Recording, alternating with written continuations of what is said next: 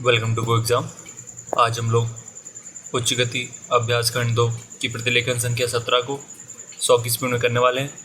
Dictation 5 second बाद start होगा। Start.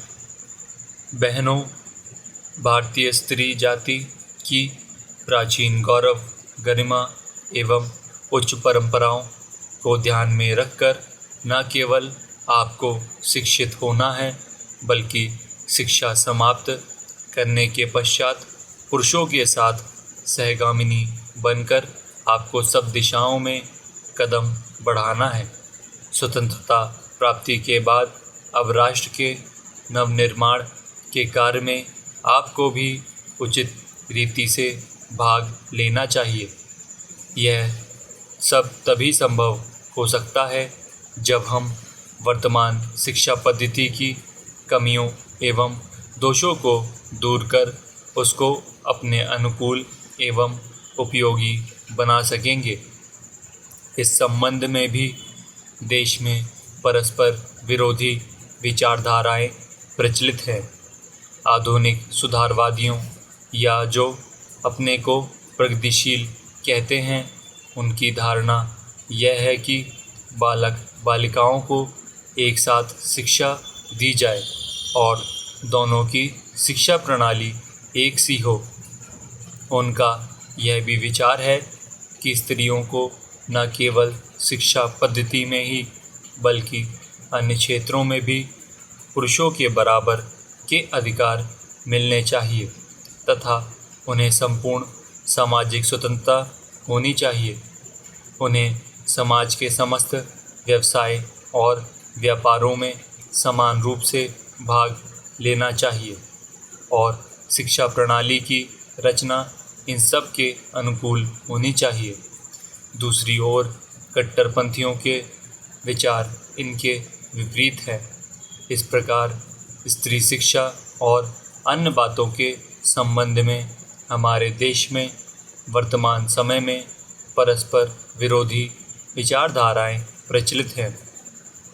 इन दोनों में कौन सी विचारधारा उपयुक्त हो सकती है और किसके द्वारा हमारी संस्कृति एवं सभ्यता फल फूल सकती है, इस पर हमें ध्यान देना आवश्यक है।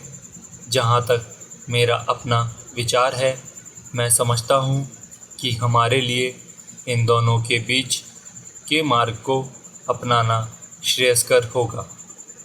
Paragraph change.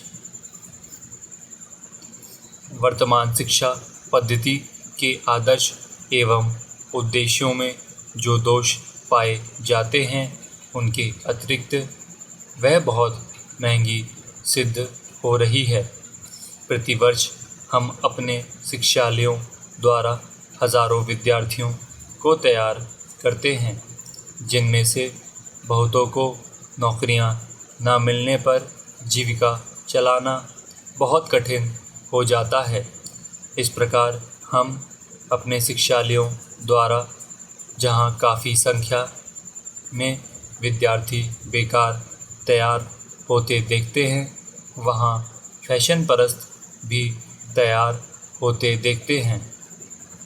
हमारे साधारण गृहस्थ घरों की लड़कियां जब प्रारंभ में आधुनिक शिक्षालयों में प्रवेश पाती हैं, तो धीरे धीरे वे भी वहाँ की फैशन परस्ती की शिकार हो जाती हैं और सुंदर सुंदर बहुमूल्य साड़ियाँ एवं भांति भांति की साज श्रृंगार की वस्तुओं की नकल करने लगती हैं, जिससे अपने माँ बाप या अभिभावकों को पर्याप्त मात्रा में व्यय कराने के संकट में डाल देती हैं।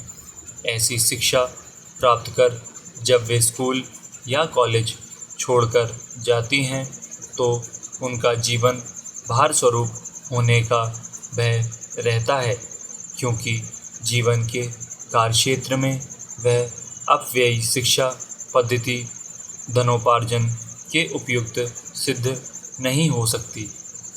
यह नौकरी की आशा भी पूरी नहीं कर सकती और अंत में यह शिक्षा उनके लिए निकम्मी मालूम पड़ती है। इसलिए हमें सचेत होकर सोचना है कि क्या वर्तमान शिक्षा पद्धति ही हमारे लिए उपयुक्त है। स्टॉप।